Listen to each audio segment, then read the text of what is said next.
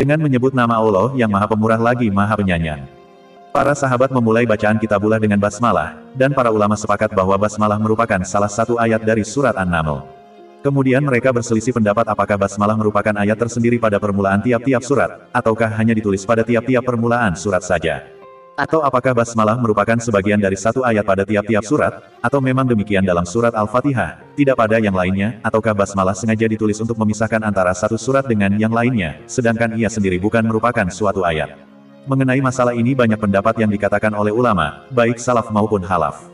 Pembahasannya secara panjang, lebar bukan diterangkan dalam kitab ini. Di dalam kitab Sunan Abu Daud dengan sanad yang sahih, dari Ibnu Abbas disebutkan bahwa Rasulullah dahulu belum mengetahui pemisah di antara surat-surat sebelum diturunkan kepadanya, Bismillahirrahmanirrahim dengan nama Allah yang Maha Pemurah lagi Maha Penyayang. Hadis ini diketengahkan pula oleh Imam Hakim, yaitu Abu Abdullah An-Naisaburi, di dalam kitab Mustadraknya. Dia meriwayatkannya secara mursal dari Sa'id ibnu Jubair. Di dalam kitab Sahih Ibnu Huzaimah disebutkan dari Ummu Salamah bahwa Rasulullah membaca basmalah pada permulaan surat Al-Fatihah dalam salatnya, dan beliau menganggapnya sebagai salah satu ayatnya. Tetapi hadis yang melalui riwayat Umar ibnu Harun Balkhi, dari Ibnu Juraij, dari Ibnu Abu Mulaika, dari Ummu Salamah ini di dalam sanadnya terkandung kelemahan. Imam Daruqutni ikut meriwayatkannya melalui Abu Hurairah secara marfu. Hal semisal diriwayatkan dari Ali dan Ibnu Abbas serta selain keduanya. Di antara orang-orang yang mengatakan bahwa basmalah merupakan salah satu ayat dari tiap surat kecuali surat At-Taubah adalah Ibnu Abbas, Ibnu Umar, Ibnu Zubair, dan Abu Hurairah, sedangkan dari kalangan tabi'in ialah Atta, Taus, Sa'id ibnu Jubair, dan Mahul Az-Zuhri. Pendapat inilah yang dipegang oleh Abdullah ibnu Mubarak, Imam Syafi'i, dan Imam Ahmad ibnu Hambal dalam salah satu riwayat yang bersumber darinya, dan Ishaq ibnu Rahawai serta Abu Ubaid Al-Qasim ibnu Salam. Imam Malik dan Imam Abu Hanifah serta murid-muridnya mengatakan bahwa basmalah bukan merupakan salah satu ayat dari surat Al-Fatihah, bukan pula bagian dari surat-surat lainnya. Imam Syafi'i dalam salah satu pendapat yang dikemukakan oleh sebagian jalur mazhabnya menyatakan bahwa basmalah merupakan salah satu ayat dari Al-Fatihah, tetapi bukan merupakan bagian dari surat lainnya. Diriwayatkan pula dari Imam Syafi'i bahwa basmalah adalah bagian dari satu ayat yang ada dalam permulaan tiap surat. Akan tetapi, kedua pendapat tersebut garib aneh. Daud mengatakan bahwa basmalah merupakan ayat tersendiri dalam permulaan tiap surat, dan bukan merupakan bagian darinya. Pendapat ini merupakan salah satu riwayat dari Imam Ahmad ibnu Hambal, diriwayatkan pula oleh Abu Bakar Ar-Razi, dari Abul Hasan Al-Karhi, yang keduanya merupakan pentolan murid-murid Imam Abu Hanifah. Demikianlah pendapat-pendapat yang berkaitan dengan kedudukan basmalah sebagai salah satu ayat dari Al-Fatihah atau tidaknya. Masalah pengerasan bacaan basmalah sesungguhnya merupakan cabang dari masalah di atas. Dengan kata lain, barang siapa berpendapat bahwa basmalah bukan merupakan suatu ayat dari Al-Fatihah, dia tidak mengeraskan bacaannya. Demikian pula halnya bagi orang yang sejak awalnya berpendapat bahwa basmalah merupakan ayat tersendiri. Orang yang mengatakan bahwa basmalah merupakan suatu ayat dari permulaan setiap surat, berselisih pendapat mengenai pengerasan bacaannya. Mazhab Syafi'i mengatakan bahwa bacaan basmalah dikeraskan bersama surat Al-Fatihah, dan dikeraskan pula bersama surat lainnya. Pendapat ini bersumber dari berbagai kalangan ulama dari kalangan para sahabat para tabi'in. Dan para imam kaum muslim, baik yang salaf maupun khalaf. Dari kalangan sahabat yang mengeraskan bacaan basmalah ialah Abu Hurairah, Ibnu Umar, Ibnu Abbas, dan Muawiyah. Bacaan keras basmalah ini diriwayatkan oleh Ibnu Abdul Bar dan Imam Baihaqi, dari Umar dan Ali. Apa yang dinukil oleh Al-Khatib dari 4 orang khalifah, yaitu Abu Bakar, Umar, Utsman, dan Ali merupakan pendapat yang garib. Dari kalangan tabi'in yang mengeraskan bacaan basmalah ialah Sa'id ibnu Jubair, Ikrimah, Abu Kilabah, Az-Zuhri, Ali ibnul Husain dan anaknya, yaitu Muhammad serta Sa'id ibnul Musayyab Atta, Taus, Mujahid, Salim, Muhammad ibnu Ka'b al-Qurazi, Ubaid dan Abu Bakar ibnu Muhammad ibnu Amr ibnu Hazm, Abu Wail dan Ibnu Sirin, Muhammad ibnul Munkadir, Ali ibnu Abdullah ibnu Abbas dan anaknya, Muhammad Nafi Maula ibnu Umar, Zaid ibnu Aslam, Umar ibnu Abdul Aziz, Al-Asrak ibnu Qais, Habib ibnu Abu Sabit, Abu Sisyasa, Mahul, dan Abdullah ibnu Makal ibnu Mukorin. Sedangkan Imam Baihaqi menambahkan Abdullah ibnu Safwan, dan Muhammad ibnul Hanafiyah menambahkan Ibnu Abdul Bar dan Amr ibni Dinar. Hujah yang mereka pegang dalam mengeraskan bacaan basmalah adalah karena basmalah merupakan bagian dari surat Al-Fatihah, maka bacaan basmalah dikeraskan pula sebagaimana ayat-ayat surat Al-Fatihah lainnya. Telah diriwayatkan pula oleh Imam Nasai di dalam kitab Sunannya, oleh Ibnu Huzaimah serta Ibnu Hibban dalam kitab Sahihnya masing-masing, juga oleh Imam Hakim di dalam kitab Mustadraknya melalui Abu Hurairah, bahwa ia melakukan salat dan mengeraskan bacaan basmalahnya. Setelah selesai dari salatnya itu Abu Hurairah berkata, sesungguhnya aku adalah orang yang salatnya paling mirip dengan salat Rasulullah di antara kalian. Hadis ini dinilai sahih oleh Imam Daruqutni, Imam Khatib, Imam Baihaqi, dan lain-lainnya. Abu Daud dan Turmuzi meriwayatkan melalui Ibnu Abbas, bahwa Rasulullah pernah membuka salatnya dengan bacaan Bismillahirrahmanirrahim. Kemudian Turmuzi mengatakan bahwa sanadnya tidak mengandung kelemahan. Hadis yang sama diriwayatkan pula oleh Imam Hakim di dalam kitab Mustadraknya melalui Ibnu Abbas yang telah menceritakan bahwa Rasulullah mengeraskan bacaan Bismillahirrahmanirrahim. Kemudian Imam Hakim mengatakan bahwa hadis tersebut sahih. Di dalam Sahih Bukhari disebutkan melalui Anas ibnu Malik bahwa ia pernah ditanya mengenai bacaan yang dilakukan oleh Nabi, maka ia menjawab bahwa bacaan Nabi panjang, beliau membaca Bismillahirrahmanirrahim dengan bacaan panjang pada Bismillah dan Ar-Rahman serta Ar-Rahim. Dengan kata lain, beliau mengeraskan bacaan basmalahnya. Di dalam Musnad Imam Ahmad dan Sunan Abu Daud, Sahih Ibnu Huzaimah dan Mustadrak Imam Hakim, disebutkan melalui Ummu Salamah yang menceritakan bahwa Rasulullah membacanya dengan cara berhati-hati pada setiap ayat, yaitu dengan nama Allah yang Maha Pemurah lagi Maha Penyayang. Segala puji bagi Allah, Tuhan semesta alam, Maha Pemurah lagi Maha Penyayang, yang menguasai hari pembalasan. Ad-Daruqutni mengatakan bahwa sanad hadis ini sahih. Imam Abu Abdullah As-Syafi'i meriwayatkan, begitu pula Imam Hakim dalam kitab Mustadraknya melalui Anas, bahwa Muawiyah pernah salat di Madinah, ia meninggalkan bacaan basmalah, maka orang-orang yang hadir bermakmum kepadanya dari kalangan muhajirin memprotesnya. Ketika ia melakukan salat untuk yang kedua kalinya, barulah ia membaca basmalah. Semua hadis dan asar yang kami ketengahkan di atas sudah cukup dijadikan sebagai dalil yang dapat diterima guna menguatkan pendapat ini tanpa lainnya. Bantahan dan riwayat yang garib serta penelusuran jalur, ulasan, kelemahan-kelemahan serta penilaiannya akan dibahas pada bagian lain. Segolongan ulama lainnya mengatakan bahwa bacaan basmalah dalam salat tidak boleh dikeraskan. Hal inilah yang terbukti dilakukan oleh 4 orang khalifah, Abdullah ibnu Mughaffal dan beberapa golongan dari ulama salaf kalangan tabi'in dan ulama khalaf, kemudian dipegang oleh mazhab Abu Hanifah, Imam Sauri, dan Ahmad ibnu Hambal. Menurut Imam Malik, basmalah tidak boleh dibaca sama sekali, baik dengan suara keras ataupun perlahan. Mereka mengatakan demikian berdasarkan sebuah hadis di dalam Sahih Muslim melalui Siti Aisyah yang menceritakan bahwa Rasulullah membuka salatnya dengan takbiratul ihram dan membuka bacaannya dengan Alhamdulillahi Rabbil Alamin yakni tanpa basmalah. Di dalam kitab Sahihain yang menjadi dalil mereka disebutkan melalui Anas bin Malik yang mengatakan, aku salat di belakang Nabi, Abu Bakar, Umar, dan Utsman. Mereka membuka bacaannya dengan Alhamdulillahi Rabbil Alamin. Menurut riwayat Imam Muslim, mereka tidak mengucapkan Bismillahirrahmanirrahim, baik pada permulaan ataupun pada akhir bacaannya. Hal yang sama disebutkan pula dalam kitab-kitab sunan melalui Abdullah ibnu Mughaffal. Demikianlah dalil-dalil yang dijadikan pegangan oleh para imam dalam masalah ini. Semuanya berdekatan, karena pada kesimpulannya mereka sangat sepakat bahwa salat orang yang mengeraskan bacaan basmalah dan yang memelankannya adalah sah. Keutamaan Bismillah. Imam Abu Muhammad Abdurrahman ibnu Abu Hatim mengatakan di dalam kitab tafsirnya, telah menceritakan kepada kami ayahku, telah menceritakan kepada kami Ja'far ibnu Musafir, telah menceritakan kepada kami Zaid ibnul Mubarak As-San'ani, telah menceritakan kepada kami Salam ibnu Wahbe al-Jundi, telah menceritakan kepada kami ayahku, dari Taus, dari Ibnu Abbas, bahwa Utsman bertanya kepada Rasulullah tentang basmalah. Beliau menjawab, basmalah merupakan salah satu dari nama-nama Allah, antara dia dan Asma Allahu Akbar jaraknya tiada lain hanyalah seperti antara bagian hitam dari bola mata dan bagian putihnya karena saking dekatnya. Hal yang sama diriwayatkan pula oleh Abu Bakar ibnu Murdawai, dari Sulaiman ibnu Ahmad, dari Ali ibnul Mubarak, dari Zaid ibnul Mubarak. Al-Hafiz ibnu Murdawai meriwayatkan melalui 2 jalur, dari Ismail ibnu Iyasi, dari Ismail ibnu Yahya, dari Mis'ar, dari Atiyah, dari Abu Said yang mengatakan bahwa Rasulullah pernah bersabda, sesungguhnya Isa bin Maryam diserahkan oleh ibunya kepada guru tulis untuk diajar menulis. Kemudian si guru berkata kepadanya, tulislah. Isa bertanya, apa yang harus aku tulis? Si guru menjawab, Bismillah. Isa bertanya kepadanya, apakah arti Bismillah itu? Si guru menjawab, aku tidak tahu. Isa menjawab, huruf Ba artinya cahaya Allah, huruf Sin artinya sinarnya, huruf Mim artinya kerajaannya, dan Allah adalah Tuhan semua yang dianggap Tuhan. Ar-Rahman artinya yang maha pemurah di dunia dan di akhirat, sedangkan Ar-Rahim artinya yang maha penyayang di akhirat. Hadis ini diriwayatkan pula oleh Ibnu Jarir melalui hadis Ibrahim ibnul Ala yang dijuluki dengan sebutan Ibnu Zabrik, dari Ismail ibnu Iyasi, dari Ismail ibnu Yahya, dari Ibnu Abu Mulaika, dari seseorang yang menceritakannya, dari Ibnu Mas'ud dan Mis'ar, dari Atiyah, dari Abu Said yang menceritakan bahwa Rasulullah pernah bersabda. Kemudian ia menuturkan hadis ini, tetapi predikatnya garib aneh sekali.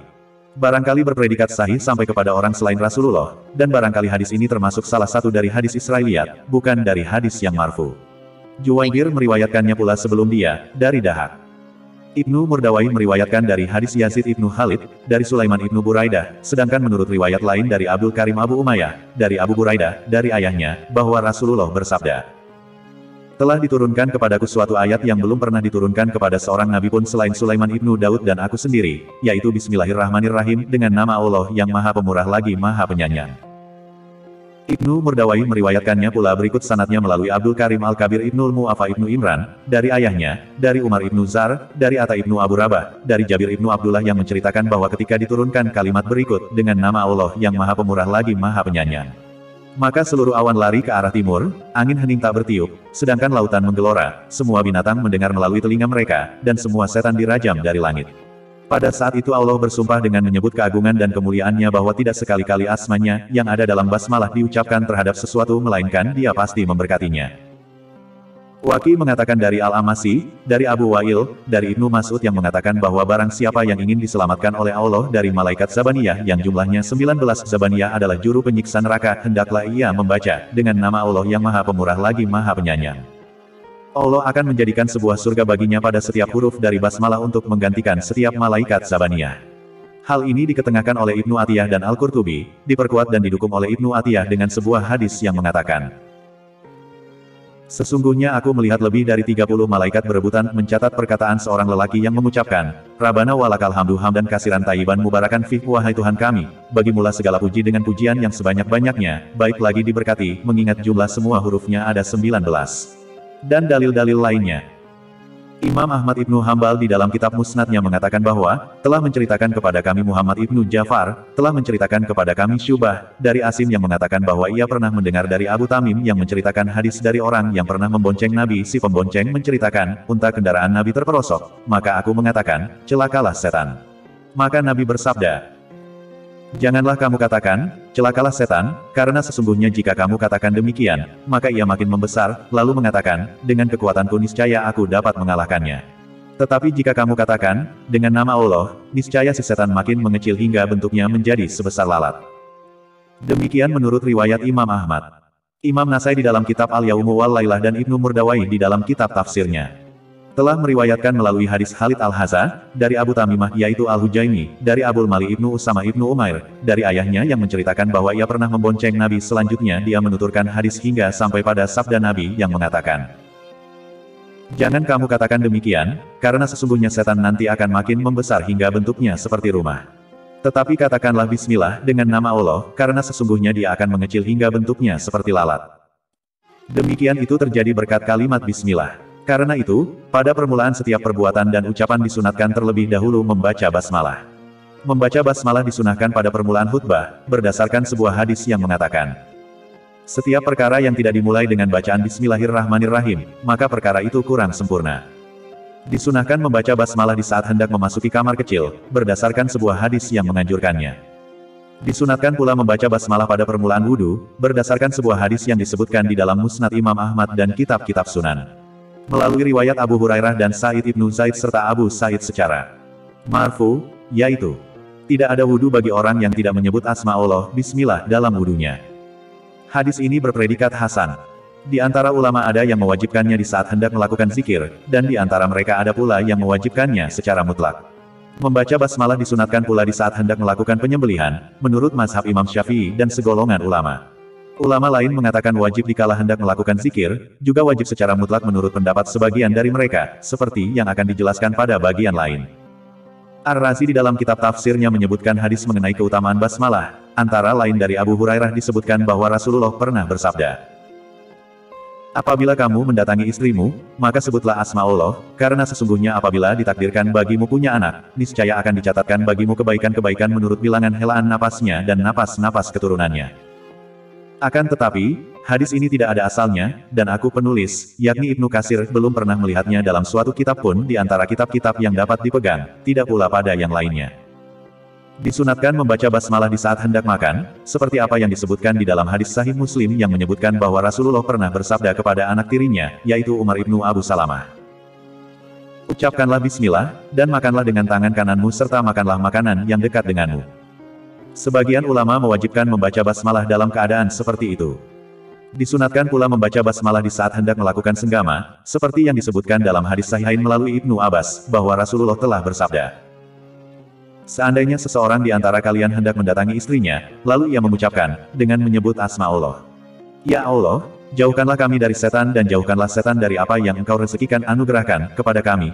Karena sesungguhnya jika ditakdirkan terlahirkan anak di antara keduanya, niscaya setan tidak dapat menimpakan mudarat terhadap anak itu untuk selama-lamanya.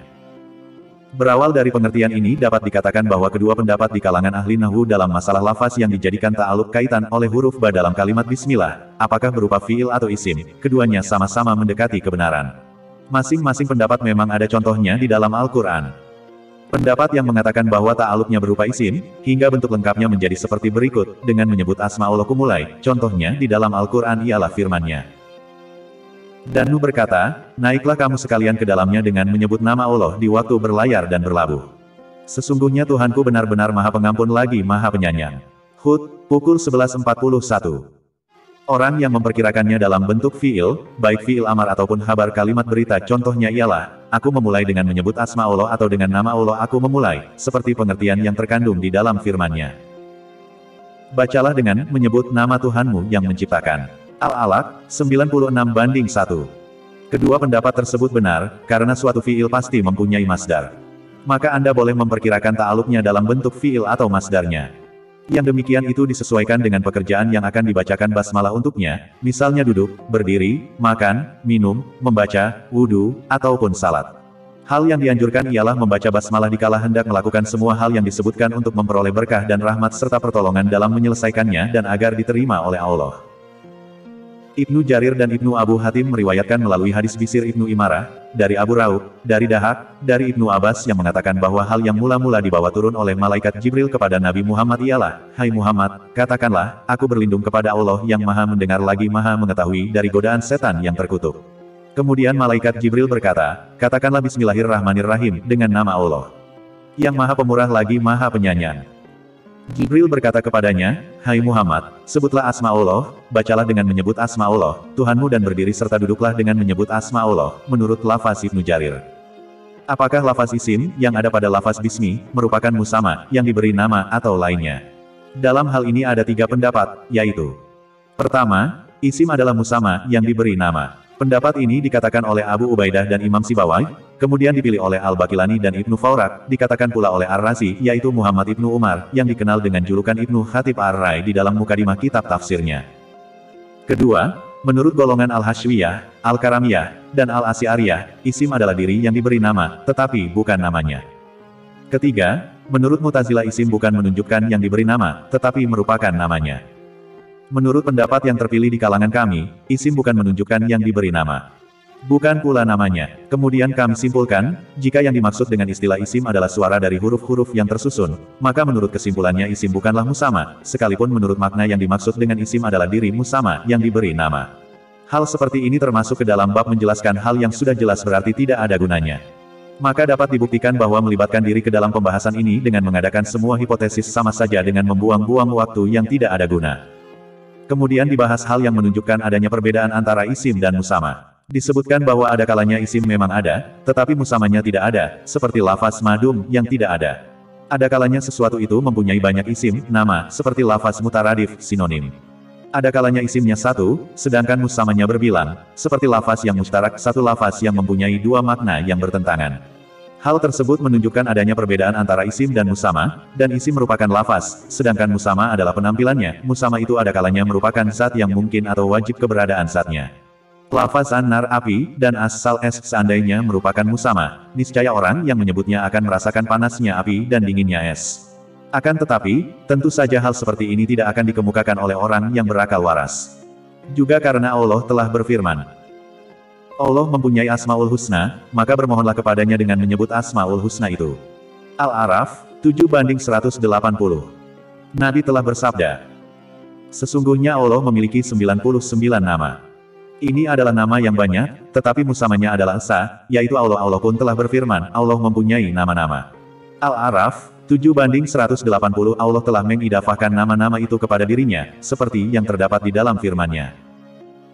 Maka bertasbihlah dengan menyebut nama Tuhanmu yang Maha Besar. Al-Waqiah, 56:74. Demikian pula yang lain-lainnya yang semisal, kesimpulannya menyatakan bahwa idafah memberikan pengertian mugayarah perbedaan antara isim dan musama. Allah telah berfirman, hanya milik Allah Asmaul Husna, maka bermohonlah kepadanya dengan menyebut Asmaul Husna itu.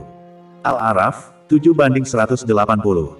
Hal ini menunjukkan bahwa isim bukanlah zat Allah. Sedangkan orang yang berpendapat bahwa isim adalah musama, beralasan dengan firman-Nya. Maha agung nama Tuhanmu yang mempunyai kebesaran dan karunia. Ar-Rahman, 55:78. Yang Maha Agung adalah Allah, sebagai jawabannya ialah bahwa isim yang diagungkan untuk mengagungkan zat yang Maha Suci. Demikian pula jika seorang lelaki mengatakan Zainab yakni istrinya tertalak, maka Zainab menjadi terceraikan. Seandainya isim bukanlah musama, niscaya talak tidak akan jatuh kepadanya, dan tentu saja sebagai jawabannya dikatakan bahwa makna yang dimaksud ialah diri yang diberi nama Zainab terkena talak. Ar-Razi mengatakan bahwa tasmiyah artinya